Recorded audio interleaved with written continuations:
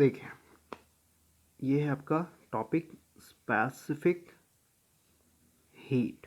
Okay, इसको हम लोग कैपिटल सी से रिप्रेजेंट करते हैं इस तरीके से। सबसे पहले भाई ये है क्या एक्चुअली, इसको हम लोग बोलेंगे specific heat is a characteristic of a material. ठीक है, अब ये होता क्या है और इसको हम लोग हीट से रिलेटेड करते हैं। सबसे पहले समझिए, मान लेते हैं मेरे पास 1 kg का यहाँ पे एल्युमिनियम है, ठीक है। उसी तरीके से मान लेते हैं मेरे पास 1 kg का यहाँ पे सिल्वर है, और उसी तरीके से मेरे पास यहाँ पे 1 kg का मान लेते हैं गोल्ड, और 1 kg का यहाँ पे कॉपर है। अब मुझे बताइए, अगर यहाँ पे मास मैंने सेम रखा हुआ है, मास सेम रखने का मतलब क्या, क्वांटिटी जो है मेरा सेम है, लेकिन हर एक चीज़ क्या है अलग अलग, मतलब मटेरियल मैंने यहाँ पे अलग अलग लिया हुआ है। ओके, अब मान लेते हैं भाई ये सारे के सारे क्या है रूम टेम्परेचर पे रखे हुए हैं, मतलब यहाँ पे मान लेते हैं 27 डिग्री सेंटीग्रेड पे ये रखा हुआ है मेरे रूम में। ओके, अब मैं क्या कर रहा हूँ, मुझे एल्युमिनियम को क्या करना है, 27 डिग्री से 28 डिग्री पे लेकर के आना है। ओके, इसको भी मुझे 28 डिग्री पे लेकर के आना है, इसको भी 28 डिग्री पे, मतलब हम लोग यहाँ पे 1 डिग्री सेंटीग्रेड क्या करना चाहते हैं, टेम्परेचर को इंक्रीज करना चाहते हैं। तो अब सीधी सी बात है भाई, मेरे को टेम्परेचर बढ़ाना है, इसका मतलब क्या हुआ कि मुझे इसको एक तरीके से हीट देना पड़ेगा, यानी मुझे हीट एनर्जी एक तरीके से प्रोवाइड करना पड़ेगा। हीट एनर्जी को हम लोग सीधे सीधे थर्मोडायनामिक्स के हिसाब से क्यू से रिप्रेजेंट करते हैं, कैपिटल क्यू। ठीक है, तो जो हम लोग हीट एनर्जी देंगे, क्यों दे रहे हैं, क्योंकि हम लोग यहाँ पे टेम्परेचर राइज करना चाहते हैं। ठीक ना भाई, टेम्परेचर राइज करना चाहते हैं, कितना से कितना तक, 27 डिग्री सेंटीग्रेड से लेकर के 28 डिग्री सेंटीग्रेड तक, यानी जो आपका चेंज इन टेम्परेचर हुआ कितना हुआ यहाँ पे, मात्र 1 डिग्री सेंटीग्रेड का चेंज इन टेम्परेचर को हम लोग डेल्टा टी से रिप्रेजेंट करते हैं, और ये होता है आपका हायर टेम्परेचर, मतलब 28 डिग्री में से 27 डिग्री माइनस करेंगे। ओके, तो कितना, हम लोग 1 डिग्री टेम्परेचर राइज करना चाहते हैं, लेकिन हम लोग को पता है भाई, क्योंकि यहाँ पे हर एक मटेरियल अलग अलग है, तो इनको अलग अलग एक तरीके से हीट देना पड़ेगा। कहने का मतलब क्या है, मान लेते हैं एल्युमिनियम को मात्र मैं 2 जूल दे रहा हूँ हीट, एक तरीके से 2 जूल का एनर्जी दे रहा हूँ, ये क्या हो रहा है 27 डिग्री से 28 डिग्री पे पहुँच जा रहा है। लेकिन सिल्वर के केस में जरूरी नहीं है कि आपको 2 जूल ही लगेगा, हो सकता है 2 जूल से कम ही हो सकता नहीं, ऐसा होता है। ठीक है, मान लेते हैं इसको मैंने सिर्फ 1 जूल दिया ना, 1 जूल में ही क्या है ये 27 डिग्री से कहाँ पहुंच गया, 28 डिग्री सेंटीग्रेड पे पहुंच गया। गोल्ड मान लेते हैं, इसको मेरे को 3 जूल देना पड़ जा रहा है, कॉपर मान लेते हैं इसको मेरे को 4 जूल देना पड़ जा रहा है। ठीक है, इसका मतलब क्या हुआ कि यहाँ पे हम लोगों का क्या क्या कांस्टेंट है, मास मेरा कांस्टेंट है, 1 kg ले रखा है हम लोगों ने, 1 kg कहने का मतलब 1000 ग्राम ले रखा है हम लोगों ने। ठीक है, और क्या कांस्टेंट है कि सब में आप देख रहे हैं चेंज इन टेम्परेचर क्या है, मेरे को सिर्फ और सिर्फ 1 डिग्री सेंटीग्रेड चाहिए, यानी ये भी एक तरीके से कांस्टेंट है मेरा। लेकिन आप जो देख रहे हैं हीट एनर्जी जो देंगे हम लोग, ये सब में क्या है, हर एक केस में अलग अलग है, डिफरेंट डिफरेंट है। ओके, तो आप समझिए स्पेसिफिक हीट क्या होता है, इसका मैं डेफिनेशन लिखता हूँ। सबसे पहले ये समझ में आएगा ये कैरेक्टरिस्टिक है क्या मटेरियल का, मतलब हर एक अलग अलग मटेरियल का क्या होता है स्पेसिफिक हीट, अलग अलग होगा। स्पेसिफिक हीट का डेफिनेशन पहले लिखते हैं, उसके बाद बात करते हैं। इसका मतलब होता है भाई specific heat of a material, यहाँ पे हम लोग लिखते हैं heat which is required to rise या फिर to raise the temperature by 1 degree centigrade of the 1 kg mass of material। समझ गए, इसका मतलब है सीधे सीधे कि अगर आपके पास कोई 1 kg मास ऑफ मटेरियल है, मतलब 1 kg का कोई भी मटेरियल है, aluminium, silver, copper, gold, water, ठीक है, कुछ भी, ओके, या फिर गैस, उसको अगर आप 1 डिग्री सेंटीग्रेड टेम्परेचर राइज करना चाहते हैं, तो 1 डिग्री टेम्परेचर को राइज करने के लिए जो भी आपको हीट देना पड़ेगा ना, जो भी आप हीट एनर्जी एक तरीके से दे रहे हैं, वही क्या कहलाता है, स्पेसिफिक हीट कहलाता है किसी भी मटेरियल के लिए।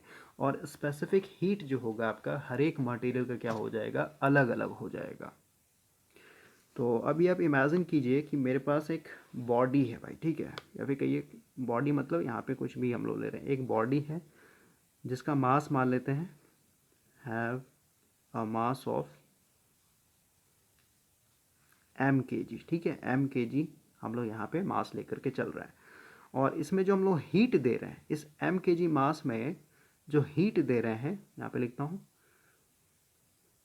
इनपुट हीट, ये मान लेते हैं मैं Q दे रहा हूँ। और क्योंकि मैंने इस mkg मास को गर्म किया, हीट दिया, एक तरीके से हीट एनर्जी दिया, तो सीधी सी बात है इसमें क्या होगा, टेम्परेचर में चेंजिंग होगा, मतलब टेम्परेचर में राइज होगा। तो जो आपका टेम्परेचर राइज है ये मान लेते हैं डेल टी, ठीक है। इस तरीके से मेरे पास एक mkg का मास था, उसमें मैंने यहाँ पे हीट दिया है, हीट देने के चलते क्या हुआ, उसमें टेम्परेचर में बदलाव हुआ, मतलब टेम्परेचर में एक तरीके से चेंजिंग है, जिसको मैं यहाँ पे डेल टी लिख रहा हूँ।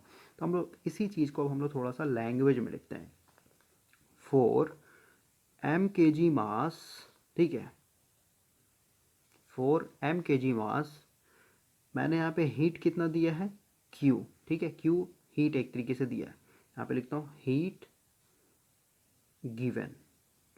तो अगर मेरे पास भाई 1 kg का मास रहेगा, ये mkg का था, mkg को मैंने कितना दिया, Q हीट दिया, तो अगर मेरे पास कोई 1 kg का एक तरीके से बॉडी होगा तो उसमें मेरे को कितना एक तरीके से देना पड़ेगा, 1 kg के लिए कितना देना पड़ेगा, Q divided bye mkg, sorry m heat, समझ गए बात को, mkg के लिए मैंने इतना हीट दिया, तो 1 kg के लिए कितना हीट देना पड़ेगा, Q डिवाइडेड बाय m, इतना हीट मैंने यहाँ पे एक तरीके से दिया है। ओके, अब सीधी सी बात है भाई, अब अगर हम लोग यहाँ पे लिखें लैंग्वेज में, mkg मास को जब हम लोगों ने Q हीट एनर्जी दिया है तो उसमें चेंज इन टेम्परेचर कितना है, डेल टी आया, ठीक है। तो अभी अगेन हम लोग इसी पे काम कर रहे हैं, ओके, इतना ही दूरी पे, तो यहाँ पे लिखता हूँ डेल टी, यानी फोर डेल टी मतलब यहाँ पे लिखता है टेम्परेचर राइज, मतलब इतना टेम्परेचर राइज करने के लिए द हीट एनर्जी गिवन, कितना दिया हम लोगों ने, Q बाय m। देखिए ना क्या मतलब है इसका, समझिए। सबसे पहले मैंने कहा यहाँ पे कि मेरे पास एक mkg का बॉडी, ठीक है। अब mkg बॉडी में मैंने क्या दिया है, Q जूल का हीट एनर्जी दिया है, सीधी सी बात है, इसको अगर मैंने गर्म किया है तो इसमें क्या होगा, चेंज इन टेम्परेचर होगा डेल टी, ठीक है, सही बात है। अब मैंने कहा कि mkg मतलब वही चीज़ यहाँ पे लैंग्वेज में लिखा है, mkg मास के लिए मैंने यहाँ पे Q हीट एनर्जी दिया, तो 1 kg मास के लिए मेरे को कितना हीट एनर्जी देना पड़ेगा, Q बाय m। अब सीधी सी बात है, 1 kg अगर मेरे पास कोई मास है भाई, और 1 kg मास को अगर मैंने इतना हीट दिया है तो इसमें भी क्या होगा, चेंज इन टेम्परेचर देखने को मिलेगा, मतलब यहाँ पे भी मेरा क्या होगा, टेम्परेचर में बदलाव होगा, टेम्परेचर में एक तरीके से राइज होगा, ठीक है। तो वही चीज़ मैंने लिखा है कि डेल टी मतलब चेंज इन टेम्परेचर, जो भी टेम्परेचर राइज हुआ है, ठीक है, किसके लिए, 1 kg मास के लिए हम लोग देख रहे हैं सीधे सीधे, ठीक है। तो 1 kg मास में हम लोगों ने अगर इतना टेम्परेचर राइज देखना है तो हम लोगों ने कितना हीट एनर्जी दिया है, Q बाय m, यहाँ पे दिया है ना Q बाय m, समझ गए बात को। तो वही अगर मुझे यहाँ पे 1 डिग्री सेंटीग्रेड डेल टी था, तो अगर मेरे को 1 डिग्री टेम्परेचर राइज के लिए अगर देखना होगा तो कितना हो जाएगा बताइए, ये हो जाएगा आपका Q डिवाइडेड बाय m, और ये डेल टी कहाँ आ जाएगा, नीचे में आ जाएगा। और अब देखिए, अब समझिए भाई, 1 डिग्री टेम्परेचर को राइज करने के लिए, ध्यान समझिए, 1 डिग्री टेम्परेचर को राइज करने के लिए, समझिए हम लोगों ने हीट कितना दिया, 1 kg के लिए हीट कितना दिया है, मात्र इतना दिया है, ठीक है। और 1 kg मास का बॉडी है, 1 kg का मास का बॉडी है, और 1 डिग्री टेम्परेचर राइज करने के लिए हम लोगों ने कितना दिया है यहाँ पे, एक तरीके से यहाँ पे समझिए ना, ये जो अपने Q बाय m दिए, जो Q बाय m है यहाँ पे छुपा हुआ, ये हीट एनर्जी किसके लिए दी है आपने, ये हीट एनर्जी दिया आपने 1 kg के लिए, तो 1 kg मास के लिए आपने इतना हीट एनर्जी दिया, ठीक है। और इतना हीट एनर्जी देने के चलते मेरा टेम्परेचर राइज कितना हुआ, डेल टी हुआ, ठीक है। तो 1 डिग्री पे कितना हो जाएगा मेरा, यहाँ पे डेल टी नीचे में डिवाइड हो जाएगा, समझ गए बात को। तो 1 kg मास और ये 1 डिग्री सेंटीग्रेड में टेम्परेचर राइज हो रहा था, ये ओवरऑल क्या हो जाएगा, ये क्या चीज़ का डेफिनेशन हुआ, ये हुआ मेरा एक तरीके से स्पेसिफिक हीट का, ठीक है, स्पेसिफिक हीट, जिसको हम लोग यहाँ पे सी से रिप्रेजेंट करते हैं भाई, ठीक है। यही चीज़ ना यहाँ पे लिखा हुआ है, स्पेसिफिक हीट किसी भी मटेरियल क्या है, तो अगर 1 kg मास है या फिर 1 kg मटेरियल है मेरे पास, इसको अगर मेरे को टेम्परेचर राइज करना है 1 डिग्री सेंटीग्रेड पे, तो जो भी हम लोग हीट एनर्जी देंगे वही क्या हो जाएगा, इसका स्पेसिफिक हीट हो जाएगा। तो वही चीज़ ना, ये जो है ये एनर्जी दिया है, हीट एनर्जी मैंने 1 kg मास के लिए, 1 kg मास के लिए इतना अगर आप एनर्जी दे रहे हो, तो उसके चलते मेरे को चेंजिंग कितना मिल रहा है, टेम्परेचर में डेल्टी मिल रहा है। तो 1 डिग्री सेंटीग्रेड पे कितना हो जाएगा, ये डेल्टी नीचे में आ जाएगा, यानी ये हो गया एक तरीके से 1 kg मास का हीट, और ये डेल्टी से भागा कर दिया, इसका मतलब क्या, यहाँ पे टेम्परेचर राइज कितना देखने को मिल रहा है, 1 डिग्री सेंटीग्रेड। तो ओवरऑल क्या लिखेंगे, इसका मतलब स्पेसिफिक हीट लिखेंगे नहीं लिखेंगे, बोलिए। हाँ, तो यहाँ से अगर हम लोग यहाँ पे लिखे सीधे सीधे Q divided by M into del T must be equal to क्या होता है, स्पेसिफिक हीट के बराबर होता है। तो Q बराबर क्या हो जाएगा यहाँ से, मास गुना डेल टी गुना यहाँ पे C। ओके, यही है आपका यहाँ पे फॉर्मूला। अब यहाँ पे आपको समझ में आ रहा हो ये क्या है, मास है, ये क्या है, चेंज इन टेम्परेचर है, क्योंकि हम लोगों ने यहाँ पे हीट एनर्जी दे रहे हैं। ये क्या हो जाएगा एक तरीके से स्पेसिफिक हीट। और स्पेसिफिक हीट क्या है, ऑलरेडी बताया कि हर एक मटेरियल का क्या होता है, अलग अलग होता है, ये कांस्टेंट वैल्यू होगा भाई। जैसे पानी के लिए अलग हो जाएगा, पानी के लिए अगर कैलोरी में देखेंगे तो 1 होता है, 1 कैलोरी, ठीक है। वही जूल में देखेंगे तो कितना हो जाएगा, 4.2 जूल। क्यों, देखिए और एक चीज़ समझिए भाई, इसका अगर हम लोग यूनिट देखें, स्पेसिफिक हीट का अगर यूनिट देखें, तो ये क्या है आपका, यही है ना फार्मूला, C बराबर Q M डेल टी। इसका यूनिट समझिए, ऊपर में क्या है, क्यू है, तो क्यू का ऐसा यूनिट क्या होता है, जूल होता है। मतलब हीट एनर्जी तो जूल लिखते हैं ना, डिवाइडेड बाय मास कितना हो जाएगा, मास का केजी या फिर ग्राम जो भी है, और कितना हो जाएगा आपका, मतलब इसको हम ऐसे लिखेंगे, और इसी के साथ क्या है, गुना में डिग्री सेंटीग्रेड है। टेम्परेचर का यूनिट किस में, डिग्री सेंटीग्रेड में। तो इसको हम लोग कैसे लिख सकते हैं, इसको हम लोग इसलिए जूल पर KG into degree centigrade. Okay, तो यहाँ पे ये जो सी है, ऐसा यूनिट देखिए, ये हो गया एक तरीके से जूल, ठीक है, ये हो गया एक तरीके से केजी, ये हो गया एक तरीके से डिग्री सेंटीग्रेड, और इसका यूनिट तो अभी जस्ट मैंने आपको निकाल के दिया है कि जूल पर केजी गुना डिग्री सेंटीग्रेड। ओके, तो ये जो है ना भाई, ये जो सी का वैल्यू है, ये यहाँ पे joule by KG Guna degree centigrade, तो इसको हम लोग कैलोरी में भी तो लिख सकते हैं ना, समझ रहे बात को, जूल को हम लोग जूल में ना लिखे कैलोरी में भी लिख सकते हैं। ओके, तो इसका यूनिट कैलोरी पर केजी डिग्री सेंटीग्रेड भी होता है, जूल पर केजी डिग्री सेंटीग्रेड। जूल और कैलोरी क्या है, एनर्जी का ही यूनिट है, बस आपको कन्वर्ट करके लिखना पड़ेगा कि 4.2 से गुना करेंगे या फिर डिवाइड करेंगे, डिपेंड करता है जूल में लिख रहे हैं या फिर जूल से कैलोरी में जा रहे हैं, फिर कैलोरी से जूल में जा रहे हैं। तो इसमें आपको कन्फ्यूज़न नहीं होना चाहिए। तो आई होप कि ये फार्मूला आपको समझ में आ गया होगा। तो अभी हम लोग भाई क्वेश्चन नंबर 44 को करते हैं, ठीक है। ये आपका रह गया था पीछे में, इसको सबसे पहले समझिए। बोल रहा है आपके पास एक नलका है, ठीक है, तो सबसे पहले ऐसे समझिए,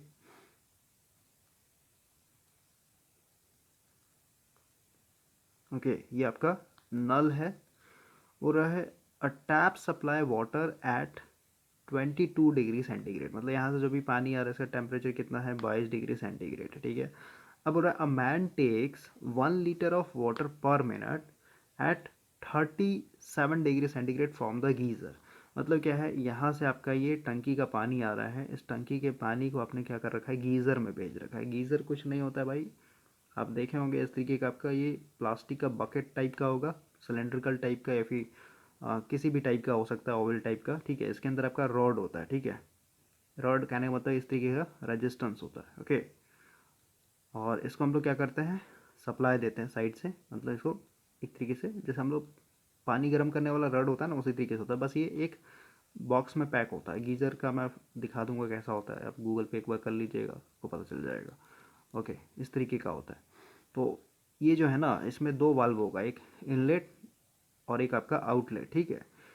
तो ये जो है ना, ये नल से जो पानी आ रहा है, इसको आप नीचे में इस तरीके से इसको लाके जोड़ दीजिए, ठीक है। ये आपका चला गया कहाँ, गीज़र में, ठंडा पानी, ठीक है। अब क्योंकि ये रड लगा हुआ है, तो रड क्या करेगा, इसको गर्म कर देगा, पानी पूरा गर्म हो जाएगा, तो इधर से क्या मिलेगा, ये जो आउटलेट है यहाँ से आपको मिलेगा गर्म पानी। तो ये जो गर्म पानी मिल रहा है, इसका टेम्परेचर कितना बोल रहा है, 37 डिग्री सेंटीग्रेड। ओके, और यहाँ पे फिर क्या होगा, ये आपका नीचे में नलका लगा होता है, ठीक है, इस तरीके का आपका टैप बना रहेगा। ओके, यहाँ पे इसका मैं वाल्व बना देता हूँ, इसको खोलिए, यहाँ से गर्म पानी आएगा। ओके, तो आपको बताना है यहाँ पे इस हीटर का पावर रेटिंग कितना होगा। ओके, सबसे पहले देखिए हम लोग को यहाँ पे टेम्परेचर बता दिया 22 डिग्री सेंटीग्रेड से कितने पे जा रहा है आपका, कितना गर्म कर दे रहा है 37 डिग्री पे। तो अगर हम यहाँ पे फॉर्मूला लगाएं, जो हीट एनर्जी होता है ये क्या है आपका, मास गुना चेंज इन टेम्परेचर गुना यहाँ पे क्या हो जाएगा आपका सी। और यहाँ पे भाई एक चीज़ गलती कर दी हम लोगों ने, इसका जो ये होता है ना ऐसा यूनिट, यहाँ पे जो सी का वैल्यू है ये कैलोरी में लेकर के चलते हैं, ठीक है। और कैलोरी में अगर हम लोग लेकर चल रहे हैं तो पानी का कितना होता है 1 होता है, ओके। लेकिन समझिए हम लोग को यहाँ पे इसका वैल्यू किस में रखना पड़ेगा, क्योंकि हम लोग को पता है जूल पर सेकेंड, ध्यान समझिए जूल पर सेकेंड कितने के बराबर होता है, वॉट के बराबर होता है, ठीक है। समझिए बात को। तो हम लोग अगर यहाँ पे कैलोरी कैलोरी लिखेंगे, समझिए मेरी बात को, अब ऐसा समझिए ना, देखिए यहाँ पे कितना पानी निकाल रहा है ये आदमी, 1 लीटर निकाल रहा है, 1 लीटर पानी निकाल रहा है कितने मिनट में, 1 मिनट में, ठीक है। तो सबसे पहले हम लोग को पता है 1 मिलीलीटर बराबर होता है आपका, या फिर ऐसा समझिए ना भाई, 1 केजी पानी बोलेगा ना, 1 केजी पानी मतलब सीधे सीधे हम लोग यहाँ पे 1000 ग्राम बोलते हैं इसको, ठीक है। समझ गए, मतलब 1 केजी या फिर कहिए 1 लीटर, ठीक है। 1 लीटर पानी को हम लोग सीधे सीधे कह सकते हैं 1000 ग्राम, इसका जो होता है मास होता है, ठीक है। तो मास को हम लोग ग्राम में लिखते हैं यहाँ पे, मतलब इसका स्टैंडर्ड होता है, जैसे हम लोग यहाँ पे लिखते हैं ना energy equal to power into time, तो एनर्जी किस में, ये पावर किस में वॉट में, टाइम किस में सेकंड में, एनर्जी किस में जूल में। तो उसी तरीके से यहाँ पे मास किस में लिखेंगे, ग्राम में लिखेंगे, ओके। और चेंज इन टेम्परेचर कितना है, 22 से ये गर्म करके कितना दे दे रहा है आपको, यहाँ पे 37 डिग्री पे दे दे रहा है। तो कितना हो जाएगा आपका 37 माइनस 22 करेंगे, ये आपका हो गया चेंज इन टेम्परेचर। और ये जो है स्पेसिफिक हीट पानी का, क्योंकि ये कैलोरी कैलोरी में यहाँ पे लिखेंगे, इसका यूनिट क्या है अभी जस्ट बताया मैंने आपको, क्या होता है आपका, इसका यूनिट क्या हो जाएगा, क्यू, या फिर एच लिखिए, क्यू लिख सकते हैं या फिर एच लिख सकते हैं, divided by mass change in temperature. समझ गए बात को। तो इसका क्या आ जाएगा आपका जूल, लेकिन मैं क्या बोल रहा हूँ कि ये जूल में नहीं होता है यहाँ पे, ये हीट किस में होगा, यहाँ पे कैलोरी में रहेगा, ओके। अगर इसको आप कैलोरी, और नीचे में कितना हो जाएगा आपका ग्राम इंटू डिग्री सेंटीग्रेड, ठीक है। तो अभी जस्ट बताया था मैंने आपको, कैलोरी केजी लिखे फिर ग्राम लिखे, बात बराबर है भाई, इसको बस कन्वर्ट करना ना यहाँ पे, उसमें आप कंफ्यूज मत होइए, ओके। तो क्योंकि कैलोरी में यहाँ पे वाटर का क्या होता है 1 होता है, लेकिन हम लोग को किस में लिखना पड़ेगा, इसको जूल पर सेकंड में लिखना पड़ेगा, यानी इस कैलोरी को किस में कन्वर्ट करना है, जूल में कन्वर्ट करना है। जूल में क्यों करना चाहते हैं, क्योंकि हम लोग जूल पर सेकंड में लिखेंगे, मतलब जूल पर सेकंड ही ना होता है एक तरीके से वॉट के बराबर, तो इसमें हम लोग को वैल्यू जूल में लिखना पड़ेगा। तो इतना आपको कंफ्यूज नहीं होना है, बस आप समझिए इसका वैल्यू हम लोग को हमेशा क्या करना 4.2 लिखना है वाटर के लिए। 4.2 क्यों लिखना है, क्योंकि स्पेसिफिक हीट, यानी सी का वैल्यू क्या होता है 1 कैलोरी पर ग्राम गुना डिग्री सेंटीग्रेड। तो इसको अगर हम लोग जूल में लिखें, क्योंकि हम लोग को पता है 1 कैलोरी बराबर क्या होता है 4.2 जूल होता है भाई, ठीक है। तो 1 लिखेंगे तो कैलोरी बताएगा, 4.2 लिख देंगे तो जूल में कन्वर्ट हो जाता है, ओके। तो यहाँ पे अब हम लोग वैल्यू पुट करते हैं, यहाँ पे कितना लिखना है 4.2 करना पड़ेगा आपको, ठीक है। 1 नहीं लिख करके 4.2, ठीक है। और इसको 1 भी कर लेते हैं, 1 मतलब क्या है, ये कैलोरी में था, इसको हम लोगों ने 4.2 से गुना किया। इसको जब आप सॉल्व कीजिएगा यहाँ पे, और एक चीज़ देखिए भाई, ये जो आपका 1 लीटर पानी आ रहा है ना, 1 लीटर पानी जो आ रहा है ये पर मिनट दिया, वाटर डिस्चार्ज कैपेसिटी दिया, पर मिनट कहने का मतलब क्या है, 1 लीटर पर मिनट, इस तरीके से है, ठीक है। तो मिनट को हम लोग क्या कर, 1 लीटर की जगह हम लोग क्या लिखेंगे 1000 ग्राम, डिवाइडेड बाय मिनट की जगह हम लोग क्या करना पड़ेगा, ऐसा यूनिट क्या है 60, मतलब सेकंड में लिखना पड़ता है ना सब चीज़, तो उसको 60 से हम लोग को डिवाइड करना पड़ेगा। इसको जब आप कैल्सी में सॉल्व कीजिएगा, देखिए यहाँ पे बता देता हूँ, 1000 डिवाइडेड बाय 60 गुना यहाँ पे 37 माइनस 22 फिर गुना 4.2, ये आ जाएगा आपका 1050, ठीक है 1050। और ये किस में आएगा, वॉट में आएगा। वॉट में क्यों आ रहा है, क्योंकि अभी जस्ट आपने देखा जूल में आपने इसको कन्वर्ट करके लिखा है, ठीक है। और इसका ऑप्शन देखते हैं, देखिए क्वेश्चन नंबर 65 से कंटिन्यू करते हैं हम लोग। बोल रहा है कि आपके पास एक इलेक्ट्रिक केटल है, इसका पावर रेटिंग दिया हुआ है, ओके। पावर रेटिंग दिया हुआ आपका 2000 वाट। बोल रहा है contain 1 kg of water at 20 degree centigrade, यानी अभी जस्ट समझिए आपने नलके से पानी इसमें लेकर के भर दिया है, ओके। और अभी जो इसमें पानी भरा हुआ है ये 1 kg है, और इसका जो टेम्परेचर है अभी कितना है, मात्र 20 डिग्री सेंटीग्रेड पे ये पानी है भरा हुआ, ओके। बोल रहा है calculate the time required to heat the water its boiling point. Boiling point कहने का मतलब क्या, 100 डिग्री सेंटीग्रेड। और एक चीज़ बता देता हूँ मैं आपको, ये जो बॉइलिंग पॉइंट होता है ये आपके एटमॉस्फेरिक प्रेशर के ऊपर डिपेंड करता है भाई, ठीक है। तो ज़रूरी नहीं कि हमेशा 100 डिग्री सेंटीग्रेड ही हो, लेकिन आप जब अर्थ पे हैं उसके लिए 100 डिग्री सेंटीग्रेड माना जाता है, ठीक है। ऐसे अगर आप हाइट यानी ऊपर जाइएगा तो चेंज होते चला जाएगा, क्योंकि आपका एटमॉस्फेरिक प्रेशर चेंज होते चला जाता है। ओके, तो आपका चेंज इन टेम्परेचर कितना हो गया यहाँ पे, 100 में से 20 माइनस कीजिए तो कितना हो गया, 80 डिग्री सेंटीग्रेड। यानी इस इलेक्ट्रिक केटल को क्या करना है, 80 डिग्री सेंटीग्रेड जो है पानी को एक तरीके से गर्म करना है, यानी टेम्परेचर को एक तरीके से चेंज करना है। ओके, अब बोलता है calculate the time required to heat the water, यानी आपको यहाँ पे टाइम बताना है कितने समय में क्या होगा, बॉयल होगा। The water equivalent of electric kettle is 0.5 kg। देखिए इसका क्या मतलब है भाई, the water equivalent of electric kettle, सीधी सी बात है, ये जो आपका इलेक्ट्रिक केटल है इसका कुछ ना कुछ थिकनेस होगा ना, समझ गए बात को। तो अगर इसके नीचे में आपका हीटिंग प्लेट लगा हुआ है, फिर हीटिंग कॉइल लगा हुआ है, तो सीधी सी बात है ये जो हीट एक तरीके से प्रोवाइड कर रहा है, ये हीट क्या करेगा, पानी को तो गर्म करेगा ही करेगा, साथ साथ में इसका जो बाहर वाला ये वॉल है इसको भी एक तरीके से गर्म करेगा। ओके, तो यही बोल रहा है भाई कि ये जो पानी है इसमें 1 kg रखा हुआ, ये सिर्फ और सिर्फ पानी को गर्म नहीं करेगा, ये इसके साइड साइड में जो वॉल है, ठीक है, मेटल्स वॉल जो है उसको भी एक तरीके से गर्म करेगा। तो वही बोल रहा है इलेक्ट्रिक केटल के चलते जो भी आपका गर्मी इधर जा रहा है ना, समझ गए बात को, उसको आपको 0.5 kg ले लेना है। ओके, यानी आप कह सकते हैं कि आधा लीटर पानी इसमें एक्स्ट्रा है, ठीक है। आधा लीटर पानी एक्स्ट्रा क्यों है, क्योंकि वो एक्स्ट्रा गर्मी कहाँ जा रहा है, इसके बाहर वाले दीवार पे चला जा रहा है। ओके, तो अब आपको यहाँ पे टाइम बताना है, यहाँ पे ऑलरेडी दिया हुआ है, इसको लेकर के चलना है।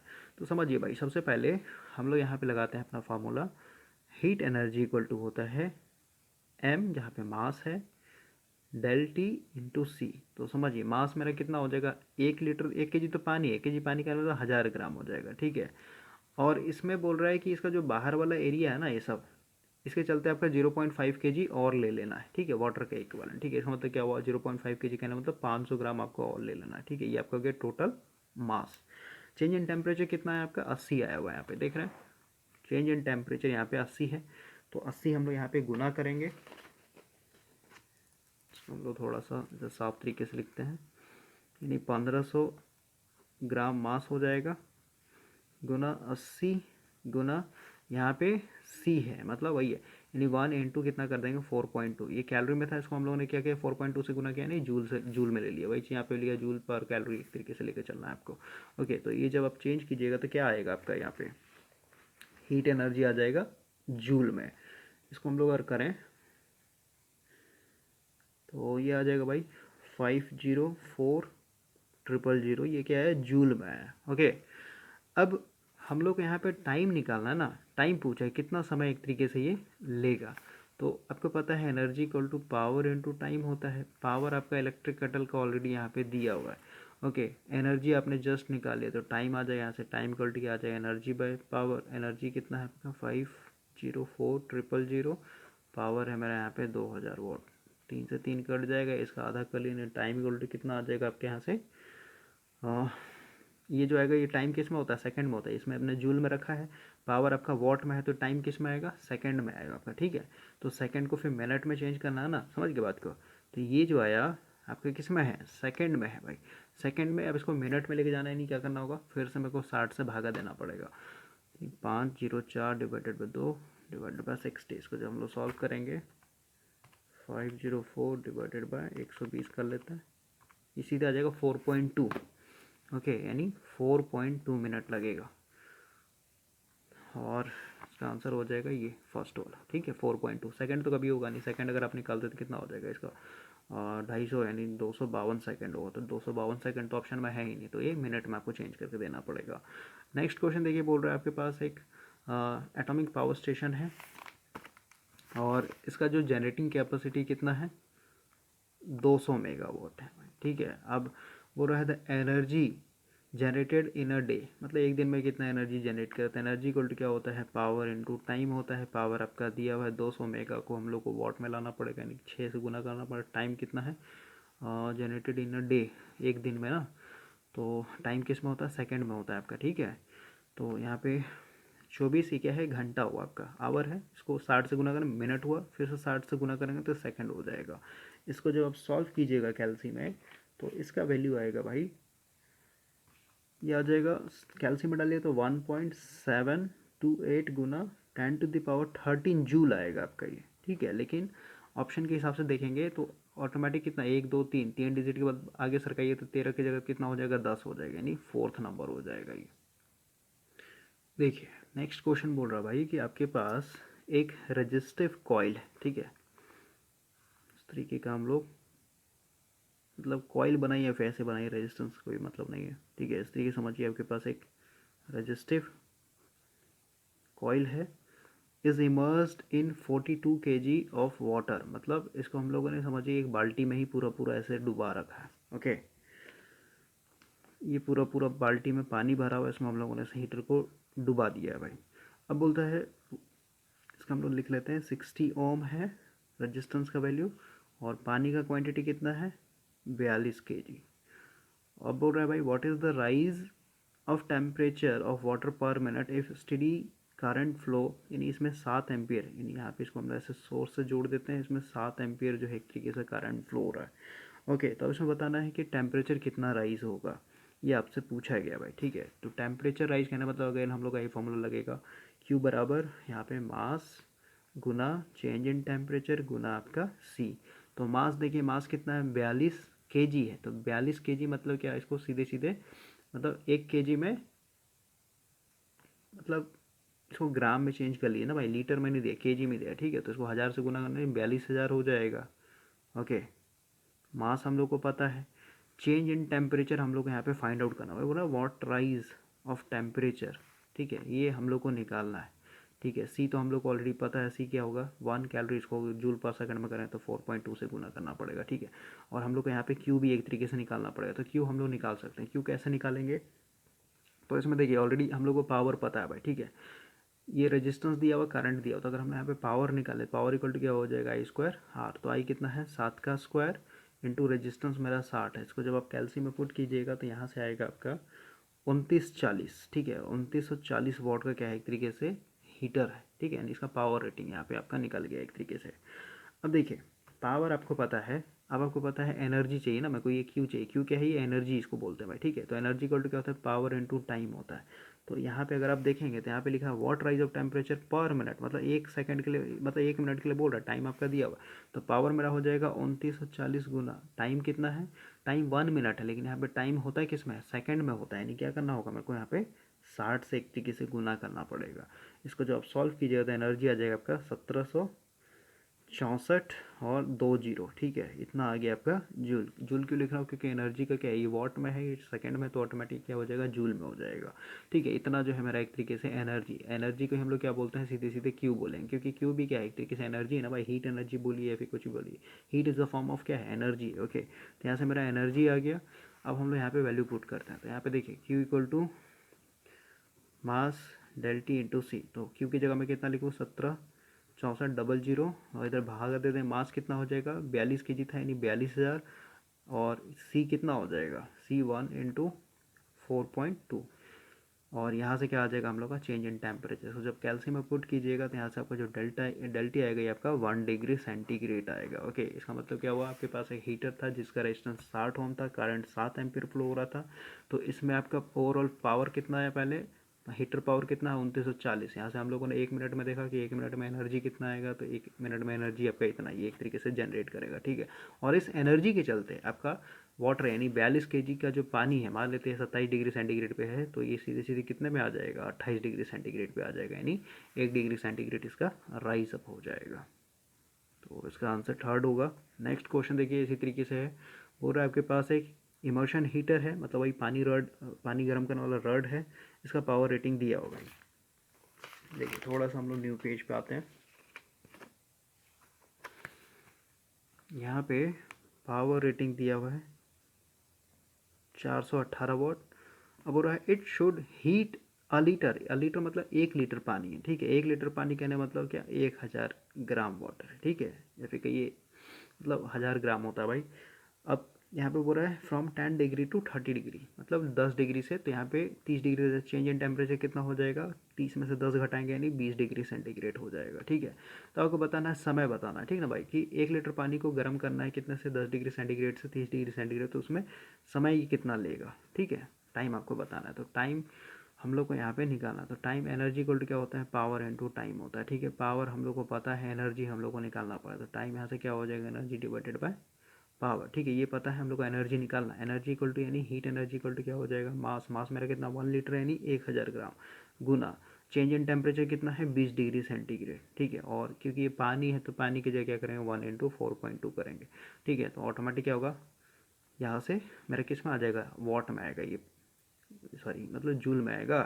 ठीक है, इसको 4.2 से गुना करें तो समझिए भाई। ठीक है, ये कैलोरी और जूल वाला कन्वर्जन चल रहा है सिर्फ और सिर्फ। ओके, इसको जब आप सॉल्व कीजिएगा तो यहाँ से आपका जो वैल्यू आएगा भाई, ये 84,000 आएगा जूल। ठीक है, अब यहाँ पे वैल्यू पुट कर दीजिए, तो टी बराबर एनर्जी कितना आ गया मेरा 84,000 डिवाइडेड पावर कितना है मेरा यहाँ पे 418। इसको जब आप सॉल्व कीजिएगा तो यहाँ से आ जाएगा आपका 200 सेकेंड, ऐसे 200.95 आएगा, लेकिन आपको ऑप्शन के साथ चलना है तो 200 सेकेंड जो है इसका समय लगेगा, अगर आपके पास 418 वाट का हीटर है और अगर आप गर्म करना चाहते हैं इतना से इतना तक में। अगला देखिए क्या बोलता है, 2 बल्ब ऑफ इक्वल वाटेज। ठीक है, इक्वल वाटेज कहने का मतलब क्या है कि अगर ये 200 वाट का है ए बल्ब तो दूसरा भी आपका 200 वाट का होगा। ठीक है, one having carbon filament and the other having tungsten filament. ठीक है, एक का आपका फिलामेंट जो है कार्बन से बना हुआ है, दूसरे का आपका टंगस्टन से बना हुआ है। ओके, आगे बोलता है R connected in series, series में जोड़ रखा है भाई हम लोगों ने। ओके, मान लेते हैं आपका आर ए है, ये आपका आर बी। ओके, इस तरीके से हम लोगों ने सप्लाई से जोड़ रखा है। अब बोल रहा है बोथ बल्ब ग्लो इक्वली, सीधी सी बात है, सीरीज कनेक्शन मैंने आपको बताया था कि जिसके पास ब्राइटनेस किसके ऊपर डिपेंड करता है भाई, पावर के ऊपर। ठीक है, ब्राइटनेस डायरेक्टली प्रोपोर्शनल पावर, और पावर कहने का मतलब क्या है, वोल्टेज इनटू करंट। तो सीधी सी बात है, करंट तो कॉमन होगा दोनों में, आप कंपेयर नहीं कर पाए तो बचा क्या, वोल्टेज। तो वोल्टेज को हम लोग ओपन करके क्या लिख सकते हैं, voltage equal to I into R. तो आर भी आपका क्या होगा, कांस्टेंट होगा इसके लिए। ठीक है, ये सॉरी करंट तो आपका कांस्टेंट होगा दोनों के लिए। ठीक है, तो बचा क्या है, रेजिस्टेंस, यानी जिसके पास जितना ज़्यादा रेजिस्टेंस होगा उसके पास उतना ही ज़्यादा वोल्टेज ड्रॉप होगा, जिसके पास जितना ज़्यादा वोल्टेज ड्रॉप होगा उतना ही ज़्यादा उसके पास पावर मिलेगा। ठीक है, अब हम लोग को पता करना है कि इसका रेजिस्टेंस ज़्यादा होगा या फिर इसका रेजिस्टेंस ज़्यादा होगा। तो कार्बन फिलामेंट का जो रेजिस्टेंस होता है भाई ये ज़्यादा होता है। ठीक है, कार्बन का जो होगा ना रेजिस्टेंस हमेशा ज़्यादा होता है टंगस्टन वाले के हिसाब से। ठीक है, तो क्योंकि इसका रेजिस्टेंस ज़्यादा है तो उसके बाद वोल्टेज ड्रॉप भी ज़्यादा होगा, वोल्टेज ड्रॉप ज़्यादा होगा, करंट तो दोनों में सेम है, तो आप कंपेयर नहीं, वोल्टेज ड्रॉप ज़्यादा होता है यहाँ पे पावर भी इसका ज़्यादा होगा, यानी ब्राइटनेस इसका क्या होगा, ज़्यादा होगा। ठीक है, तो ऑप्शन के हिसाब से चलते हैं, बोथ बल्ब ग्लो इक्वली गलत है, टंगस्टन फिलामेंट ग्लो मोर नहीं ये गलत है, कार्बन फिलामेंट ग्लो लेस नहीं ये भी गलत है, इसका फोर्थ ऑप्शन होगा कार्बन फिलामेंट ग्लो मोर। ठीक है, अगर वही पैरेलल में हो जाता ना, पैरेलल कनेक्शन बोलते हैं जस्ट अपोजिट होता है, क्योंकि पैरेलल में आपको पता है आपका यहाँ पे इस तरीके से होता है, तो जिसमें कम रेजिस्टेंस होगा ना उसमें आपका क्या होगा, करंट ज़्यादा होगा, और करंट ज़्यादा होगा तो सीधी सी बात है I²R होता है, तो ऑटोमेटिक क्या होगा, पावर आपका ज़्यादा होगा। ठीक है, यानी पैरेलल में होता है तो टंगस्टन फिलामेंट यहाँ पे ज़्यादा ग्लो करता है, लेकिन यहाँ पे सीरीज कनेक्शन बोल दिया है इसलिए कार्बन आपका क्या होगा, ज़्यादा होगा।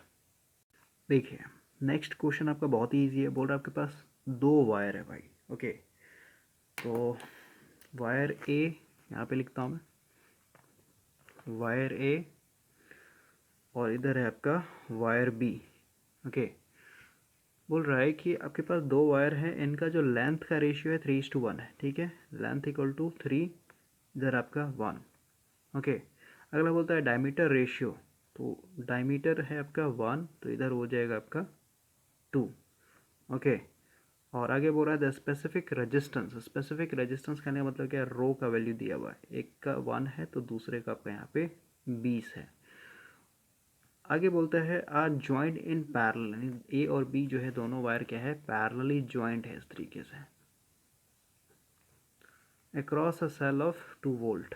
ठीक है, नेग्लिजिबल इंटरनल रेजिस्टेंस, आप बताना the ratio of rate of heat production, rate of heat का मतलब क्या है, सीधे सीधे पावर की बात हो रही है भाई। ठीक है, तो आपको बताना है यहाँ पे सीधे सीधे HA/HB बताना है। ठीक है, तो मान लेते हैं ये रेजिस्टेंस आपका RA है, यहाँ पे रेजिस्टेंस आपका क्या है, RB होगा, तो सीधी सी बात है भाई इनका अगर रेजिस्टेंस का वैल्यू अलग अलग है तो यहाँ पे समझिए जब का हीट होता है, ठीक है, हीट कुछ नहीं, पावर की बात हो रही है। क्या हो जाएगा आपका यहाँ पे V square divided by R, क्योंकि ये वोल्टेज मेरा यहाँ पे कांस्टेंट है, इनके क्रॉस वोल्टेज क्या होगा, कांस्टेंट होगा। यानी इसके क्रॉस मतलब मान लेते हैं एच ए, एफ ए का ये पी है, ठीक है, ये हो गया। और उसी तरीके से एच बी मतलब बी में जो आपका हीट जनरेट होगा, एफ ए का ये जो पावर होगा बी में, क्या हो जाएगा वी स्क्वायर डिवाइडेड बाई, इसको आर ए कर लेते हैं, इसको हम लोग आर बी कर लेते हैं। ओके, तो सबसे पहले देखिए हमने यहाँ पे रेजिस्टेंस निकालते हैं। आर ए इक्वल टू क्या था, रो का वैल्यू कितना दिया, 1 दिया हुआ है। एल, रो एल यानी 3 बटा एरिया, एरिया क्या होता है पाई आर स्क्वायर, तो पाई तो इसमें भी होगा, इस वाले रेजिस्टेंस में भी, पाई इसमें भी होगा, ठीक है। तो पाई को हम लोग लेकर चलने कोई मतलब नहीं, कट जाएगा, ऐसे लेके भी चल सकते हैं। पाई आर स्क्वायर होता है भाई, आर ये डायमीटर कितना है 1 दिया हुआ, तो आर कितना हो जाएगा 0.5 यानी आधा का स्क्वायर, ठीक है, ये मेरा आर ए हो गया। उसी तरीके से अगर हम लोग आर बी कैलकुलेट करें तो आर बी इक्वल टू कितना हो जाएगा, रो यहाँ पे कितना है 20 है, इनटू लेंथ कितना है 1 है, डिवाइडेड बाय एरिया यानी पाई, डायमीटर मेरा 2 है, यानी कितना हो जाएगा रेडियस 1 का स्क्वायर। ओके, तो ये वैल्यू हम लोग को यहाँ पे माइंड में रखना होगा। अब समझिए भाई, हम लोग को दोनों का रेशियो लेना है, एच ए बटा एच बी, ठीक है। तो यहाँ पे लेते हैं एच ए बटा एच बी कितना है V square divided by R A, और ये क्या है V square divided by R A, ठीक है, मतलब आर बी। तो आर बी क्या हो जाए, ऊपर चला जाए, यानी कितना हो जाए V square divided by R A, ये हो जाए आपका आर बी, और ये हो जाएगा आपका वी स्क्वायर कट जाएगा क्योंकि दोनों के क्रॉस पैरेलल में वोल्टेज सेम होगा। तो यहाँ पे क्या बचा आपका एच ए बटा H B equal to R B बटा आर ए, और होना भी चाहिए क्योंकि आप देख रहे हैं इन्वर्सली प्रोपोर्शनल, तो एच ए के सामने क्या होगा आर बी होगा, ठीक है, यानी ये इन्वर्सली है ना, समझ गए। अब आर बी का वैल्यू आपको पता है यहाँ पे 20 गुना 1 divided by pi R square, ठीक है। तो इसको हम लोग पुट करते हैं 20 गुना 1 डिवाइडेड बाय पाई गुना आर स्क्वायर यानी 1 का whole square divided by R A का वैल्यू ऑलरेडी हम लोग को पता है 1 गुना 3 डिवाइडेड बाय कितना हो जाएगा पाई आर स्क्वायर 0.5। देखिए अब इसको हम लोग चेंज कर लेते हैं, मतलब ऊपर नीचे 20 गुना 1 गुना पाई आर स्क्वायर, ऊपर चला जाएगा पाई 0.5 का स्क्वायर डिवाइडेड बाय, नीचे में क्या रहेगा आपका पाई गुना 1 का स्क्वायर इंटू 1 इंटू 3, पाई से पाई कट जाएगा। इसको जब आप सॉल्व कीजिएगा ना तो इसका आएगा भाई आपका 5/3। ओके, एच ए बटा एच बी यानी एच इज टू बी का कितना आ जाएगा 5:3 आ जाएगा। देखिए नेक्स्ट क्वेश्चन क्या बोल रहा है कि आपके पास 2 बल्ब है घर में, घर मतलब क्या पैरेलल कनेक्शन, सीधी सी बात है। और one glow brighter than other, सीधी सी बात है भाई, एक ज़्यादा ग्लो कर रहा है एक कम ग्लो कर रहा है, इसका मतलब क्या है दोनों का पावर रेटिंग अलग होगा, एक अगर 100 मान लेते हैं तो दूसरे का मान लेते हैं 200 वाट है। ओके, बोल रहा है which of the has largest resistance, तो आपको बताया था मैंने अगर पैरेलल में आपके बल्ब लगे हुए हैं, ये मान लेते हैं आपका R1 है, ये आपका R2 है।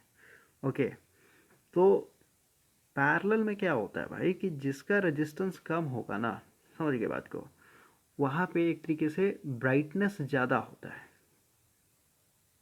ऐसा क्यों, क्योंकि यहाँ पे देखिए वोल्टेज तो सेम रहेगा दोनों के क्रॉस, वोल्टेज आप कभी भी कंपेयर नहीं कर पाइएगा। अब बचा क्या, यहाँ से जो मेन करंट आ रहा है वहीं पे, क्योंकि पावर इक्वल टू होता है वोल्टेज इनटू करंट, और ब्राइटनेस हमेशा बताया था मैंने कि पावर पे डिपेंड करता है। तो वोल्टेज से तो आप पता नहीं कर पाइए दोनों में वोल्टेज क्या है, दोनों में अगर पावर निकाले तो वी आई दोनों में, तो वोल्टेज कॉन्स्टेंट है, तो बचा है करंट। तो करंट जिसमें ज़्यादा होगा, करंट किस में ज़्यादा होगा, जिसका रेजिस्टेंस कम होगा। इसका रेजिस्टेंस अगर कम है, मान लेते हैं R1 जो है मेरा यहाँ पे लेस देन है R2 से। ओके, तो इधर क्या होगा करंट मेरा ज़्यादा आएगा, करंट ज़्यादा हो तो सीधी इसका पावर ज़्यादा मिलेगा, पावर ज़्यादा मिलेगा सीधी सी बात है, ये ज़्यादा ग्रो करेगा। ओके, या फिर ऐसे भी कह सकते हैं ना, P इक्वल टू क्या होता है, P बराबर V square divided by R, मतलब इन्वर्सली प्रोपोर्शनल होता है भाई, ठीक है। रेजिस्टेंस जिससे कम होगा ऑटोमेटिक वो पावर क्या करेगा एक तरीके से ज़्यादा लेगा, लेकिन ये गलत है, सीरीज़ में गलत हो जाएगा आपका। ओके, तो ऐसा समझिए बस आप, ठीक है, इस फॉर्मूले पे समझिए आप। ऑलरेडी बल्ब वाले पे बहुत सारा क्वेश्चन मैंने करवाया तो उसमें आपको कन्फ्यूजन नहीं होना चाहिए। पूरा which of the following has larger resistance किसके पास होगा भाई, सीधी सी बात है जो आपका बल्ब डीम जलेगा, क्योंकि डीम जलने का मतलब क्या है कि इसका रेजिस्टेंस ज़्यादा है, सीधी सी बात है। इधर आपका करंट क्या मिल रहा है, कम मिल रहा है, करंट अगर कम मिल रहा है तो ऑटोमेटिक क्या है पावर एक तरीके से कम मिल रहा है, पावर कम मिल रहा है तो क्या ऑटोमेटिक ये डीम जलेगा। वही अगर यहाँ पे मेंशन करता सीरीज़ में ना, अगर सीरीज़ कनेक्शन बोल देता तो जस्ट अपोजिट हो जाता भाई, क्योंकि सीरीज़ में आपको पता है कि जिसके पास ज़्यादा वोल्टेज होगा उसके पास उतना ही ज़्यादा पावर होगा। वोल्टेज इक्वल टू होता है I इंटू आर। तो सीरीज़ में तो करंट सेम होगा दोनों बल्ब के पास, तो बचेगा क्या, सिर्फ और सिर्फ रेजिस्टेंस। तो रेजिस्टेंस ज़्यादा होगा जिसका, उसके पास वोल्टेज ड्रॉप ज़्यादा होगा। वोल्टेज ड्रॉप ज़्यादा होगा तो पावर इक्वल टू VI होता है, क्योंकि इसके पास वोल्टेज ज़्यादा है, वोल्टेज ज़्यादा तो पावर ज़्यादा होगा, पावर ज़्यादा होगा तो वो ज़्यादा ब्राइट ग्लो करेगा। यानी सीरीज़ में जस्ट अपोजिट हो जाएगा। सीरीज़ में अगर बोलता which of the two has largest resistance, तो यहाँ पे इसका आंसर क्या होता, उस बल्ब का रेजिस्टेंस ज़्यादा होगा जो ब्राइट ग्लो करेगा सीरीज़ के लिए, ठीक है। लेकिन पैरेलल में है तो पैरेलल में आपको दिमाग लगाना है इस तरीके से। नेक्स्ट क्वेश्चन बोल रहा है a DC supply voltage has internal resistance R ohm a resistive load. देखिए क्या बोल रहा है, देखिए भाई डीसी सप्लाई सिस्टम है, मतलब इस तरीके का, मतलब बैटरी समझिए। डीसी सप्लाई मतलब बैटरी से ना दीजिएगा डीसी, ओके। तो ये वी है, ये आर है, इंटरनल रेजिस्टेंस बोल दिया आर ओम का है। और resistive load R is connected across the terminal, मतलब यहाँ पे हम लोगों ने एक आर ओम का लोड लगा देना है, इसको आर एल बोल सकते हैं। द पावर डेवलपमेंट मैक्सिमम, तो मैक्सिमम क्या होगा, internal resistance must be equal to load resistance होना चाहिए, ठीक है। इसका आंसर हो जाएगा आर मैक्सिमम तब होगा जब आपका external resistance must be equal to कितना हो जाए, इंटरनल रेजिस्टेंस के बराबर हो जाए। अगला बोलता है two identical heater coils are connected in parallel across the main. Two identical heater है, मतलब 1000 वाट लेके चल सकते हैं। If one of the coil breaks the other, सीधी सी बात है भाई, आपका पैरेलल में क्या होता है, एक अगर आपका डिस्कनेक्ट भी हो गया तो दूसरे के ऊपर कोई फर्क नहीं पड़ेगा। तो वही है, develop same temperature as before. Next question देखिए क्या बोलता है, the power rating of a motor, मतलब मोटर का पावर रेटिंग बताना है। तो करंट दिया, वोल्टेज दिया हो तो ऑलरेडी इसको क्या कीजिए, आप गुना कर दीजिए, वोल्टेज गुना करंट, ठीक है।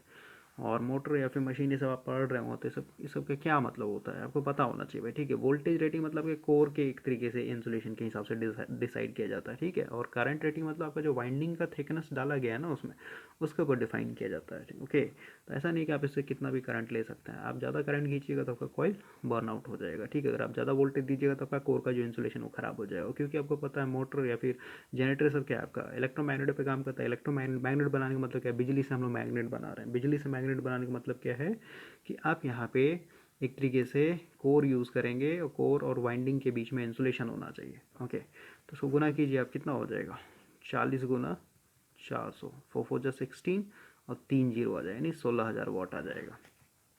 नेक्स्ट क्वेश्चन देखिए, बोल रहा है आपके पास एक हीटर है, पावर रेटिंग दिया हुआ है, ठीक है।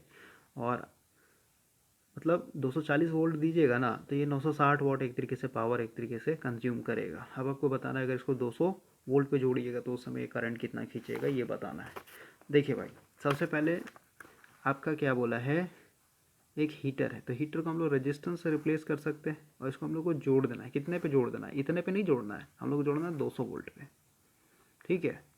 तो अब आपको बताना है करंट ही कितना खींचेगा। तो सीधी सी बात है, मेरे को रेजिस्टेंस चाहिए ना यहाँ पे करंट निकालने, तो रेजिस्टेंस हम लोग का ही निकल जाएगा पावर रेटिंग पे। अब बोलिए रेजिस्टेंस पावर रेटिंग पे ही क्यों निकालते हैं, इसी वोल्टेज पे क्यों निकालेंगे, क्योंकि भाई आपका ये मैन्युफैक्चरर डिसाइड करता है, ठीक है। या फिर कहीं आप इस वोल्टेज पे निकालिए तो आपका एकदम एक्यूरेट रेजिस्टेंस निकल करके आएगा, ठीक है ना। इस पे निकालिए तो रेजिस्टेंस कम आ जाएगा, कम आ जाएगा तो आपका आंसर गलत हो जाएगा, ओके। तो ये सब फील करने वाली चीज़ है भाई, ये सब नहीं समझ में आता तो बेसिक इलेक्ट्रिकल आप ज्वाइन कीजिए, फिर आपको ये सब क्लियर हो जाएगा।